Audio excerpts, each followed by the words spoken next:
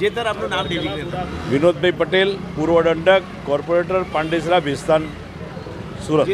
જેતર આજ રોજ પ્રમુખ પાર્ક ખાતે કેવા પ્રકારનો કાર્યક્રમ હાથ ધરવામાં આવ્યો? મિત્રો, આજે ભગવાન શ્રીરામ અયોધ્યા ખાતે પધારી રહ્યા છે. એના ભાગરૂપે આદરણીય પ્રધાનમંત્રી શ્રી નરેન્દ્ર મોદી સાહેબનો એક મેસેજ છે કે 1 કલાક માટે આપણે શ્રમદાન કરીએ. એના ભાગરૂપે મારા વિસ્તારમાં આવેલું ભેસ્તાન ખાતેનું પૌરાણિક મંદિર છે, શિવ મંદિર, ખૂબ રમણીય સ્થળ છે.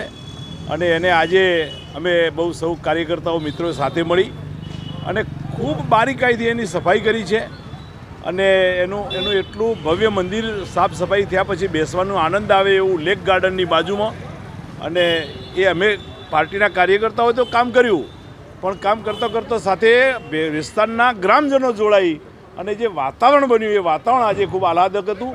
એટલે આજના આ કાર્યક્રમ થકી એવું મને કહેવાનું મન થાય છે કે આપણે સૌએ મળીને આપણા વિસ્તારમાં જો પણ મંદિર આવતું એ મંદિરને 22 તારીખ સુધીમાં પવિત્ર જગ્યા બનાવી અને ખૂબ આનંદથી 22 તારીખે ભગવાન શ્રી રામ જ્યારે નિજ મંદિરમાં પધારી રહ્યા છે ત્યારે એ દિવસે આપણે મંદિરે જઈને દીવો કરીએ, આરતી કરીએ. ભગવાન શ્રી રામ પોતે જગ્યા અયોધ્યા ખાતે પધારી રહ્યા છે, આપણે આપણા મંદિરમાં ભગવાનને બોલાવીએ અને જયકારો કરીએ. એવો એક કાર્યક્રમ કર્યો છે. આવતીકાલે પ્રમુખ પાર્કનો પણ એક મંદિરે આ રીતે સફાઈ કરવાનો કાર્યક્રમ ગોઠવેલો છે. આવો સૌ આપ સાથે મળી અને આપણા વિસ્તારમાં આવતા બધા મંદિરોને સ્વચ્છ કરીએ.